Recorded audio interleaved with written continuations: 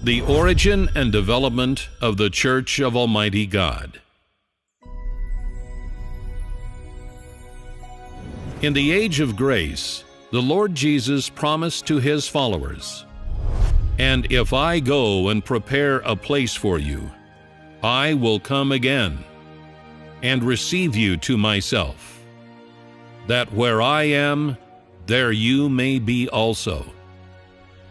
He also prophesied, "For as the lightning comes out of the east, and shines even to the west, so shall also the coming of the Son of Man be."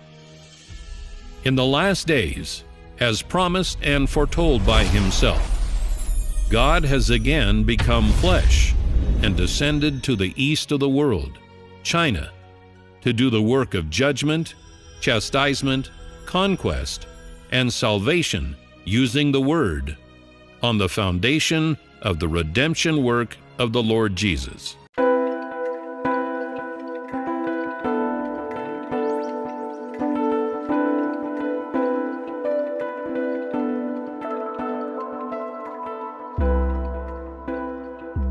Shalom saudaraku yang terkasih di dalam Tuhan kita Yesus Kristus. Kembali lagi bersama dengan saya, Ohin Rivigosao. Saudaraku yang terkasih, ada satu sekte yang berkembang dengan begitu cepat di daratan Tiongkok. Mereka percaya bahwa sekitar tahun 1991 ada seorang yang memulai pelayanan dan juga dia mengucapkan banyak atau jutaan perkataan, bahkan perkataannya menjadi landasan pengajaran mereka. Bahkan dibukukan, saudara. Mereka percaya bahwa orang ini adalah Kristus. Dan mereka katakan Kristus itu adalah Tuhan yang Maha Kuasa. Saudaraku yang terkasih, sekte ini dengan begitu cepat merambat, dengan begitu cepat menyebar luas, sehingga banyak orang di Tiongkok yang percaya. Bahkan saudara harus tahu bahwa sekte ini berkembang di tengah-tengah negeri Tiongkok yang adalah komunis. Mereka ditindas, mereka dianiaya, bahkan untuk beribadah pun sulit. Tetapi saudara, mereka begitu gencar, begitu bersemangat, begitu mencintai pengajaran mereka, sehingga mereka berkumpul mendalami pengajaran mereka dengan begitu semangat. Dan saudara, ternyata sekte ini sudah sampai di negara kita, Indonesia. Di Indonesia menamakan diri Gereja Tuhan yang Maha Kuasa. Kalau di Tiongkok, Chuen Neng Sen. Jadi gereja ini juga begitu berkembang pesat di Indonesia. Ribuan orang menjadi pengikut dari gereja ini. Saudara, bagi saya semangat mereka perlu diapresiasi. Mereka begitu gencar untuk mau belajar apa yang mereka imani. Pengajaran-pengajaran mereka. Bahkan juga menceritakan pengajaran-pengajaran mereka kepada orang lain di tengah kondisi yang sulit. Tetapi saudaraku, berkaitan dengan pengajaran, sekte ini adalah sekte yang sesat. Kenapa demikian? Sekte ini tidak percaya kepada pengajaran dasar dari kekristenan. Pengajaran apa itu, saudara? Kita harus tahu bahwa Kristus hanya datang 2 kali di dalam dunia. Yang pertama sudah terjadi pada waktu dia datang ke dalam dunia menjadi manusia. Dia harus mati ke salib, dikubur, dia bangkit dan naik ke surga untuk mendatangkan keselamatan dan mencari kita yang hilang. Tetapi Tuhan Yesus yang sama, dia akan kembali untuk menjadi hakim pada kali yang kedua. Jadi hanya 2 kali.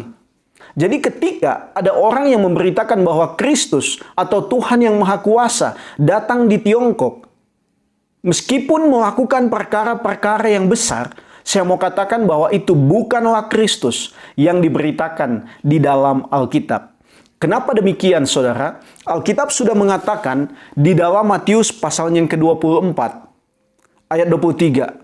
Pada waktu itu jika orang berkata kepada kamu, "Lihat, Mesias ada di sini," atau "Mesias ada di sana," jangan kamu percaya. Kenapa dikatakan bahwa sebelum Tuhan Yesus datang kedua kali atau Kristus datang pada kali yang kedua, akan banyak nabi palsu, akan ada banyak Mesias-Mesias palsu yang akan tampil, yang akan datang, yang akan mengatakan bahwa mereka Kristus atau Mesias. Ini adalah pengajaran yang sesat dan tidak berlandaskan kepada Alkitab yang kita percaya. Saudaraku yang terkasih, bahwa percayalah sepenuhnya kepada Alkitab. Hanya dua yang benar di dalam kekristenan. Yang pertama, yaitu Alkitab. Dan yang kedua adalah Allah itu sendiri. Jadi ketika ada yang bertentangan dengan kedua prinsip utama kekristenan, maka berarti itu adalah di luar kekristenan atau di luar keimanan Kristen yang benar. Saudaraku, bukankah hari-hari ini banyak juga kita orang-orang Kristen yang sepertinya mengkultuskan, mendewakan, menganggap pemimpin gereja kita seperti Tuhan, bahkan melebihi Tuhan. Ketika dia mengajarkan hal yang sesat, hal yang tidak benar, dan itu dikoreksi oleh orang-orang yang mungkin belajar firman Tuhan, berdasarkan Alkitab, kita berkata bahwa orang yang mengoreksi itu sesat, dan mereka menyanjung-nyanjung pendeta mereka. Saudaraku, ini adalah cara yang tidak benar. Pemimpin gereja bukanlah Tuhan. Memang kita harus menghormati dia, tapi kita harus tahu bahwa di atas semuanya kita harus menghormati Tuhan dan firman-Nya.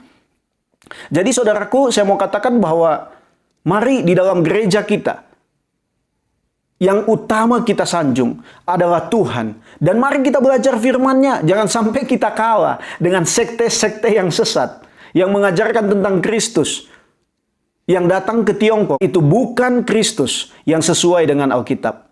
Apakah kita kalah dengan mereka? Mari, ayo kita belajar firman Tuhan. Supaya kita mengerti siapa Tuhan Yesus Kristus yang sesungguhnya, dan apa kata Alkitab tentang keimanan Kristen. Tuhan Yesus memberkati kita semua.